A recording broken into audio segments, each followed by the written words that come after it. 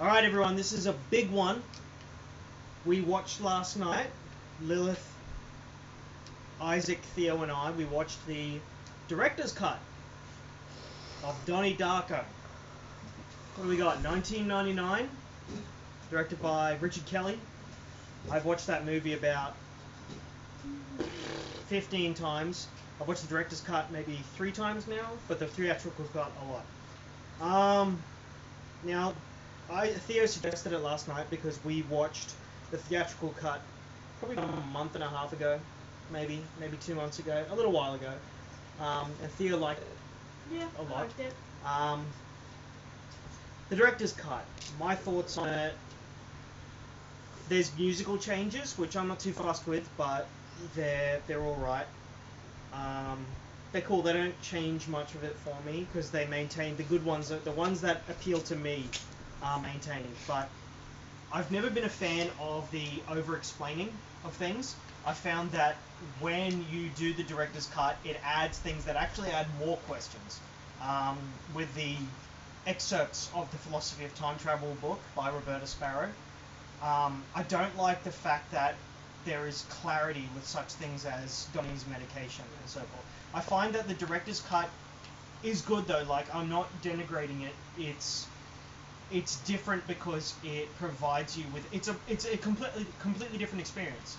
When I watched it last night, I found it to be a completely different experience than the theatrical cut. It feels more like reading a book, like having a manual almost, and being able to go okay, and the whole movie feels different. Whereas the theatrical cut, in my opinion, feels more like a film.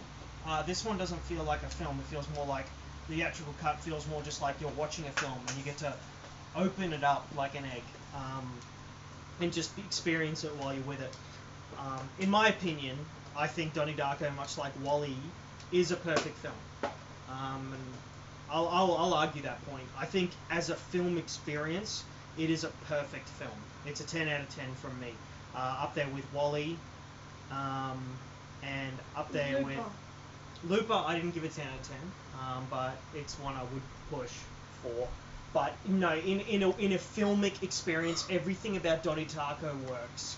From the framing, the color, the lighting, the sound, dialogue choices, the way the film just makes you think and feel. As a film experience, it's a 10 out of 10. That's me. Theo, did you have any thoughts you wanted to add? No, not really.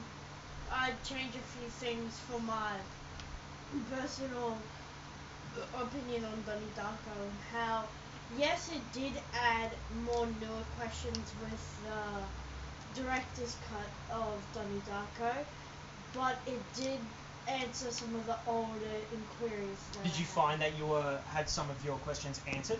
Yes. Did you like that? Did you like that it answered some of your questions? Yes, I did like it. The only bad part that I'd say about it is, although it is another 30 minutes to the movie, I just find the pacing really slow because due to them changing it for the theatrical version, they had to get rid of parts and made it shorter. Correct. So during some parts where I remember it being like from this scene to this scene, now there's little bits in between, and it just made the pacing in my mind much slower than what it actually was. Sure. It was an extra half an hour, so that's a lot when you add it up. Isaac watched it too, but he's run off. Lily, did you have any thoughts on it?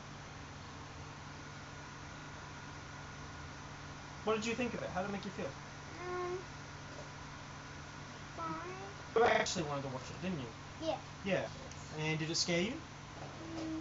Only some bits, like some Yeah, the loud noises when he's banging the knife on the barrier between him and Frank the Rabbit.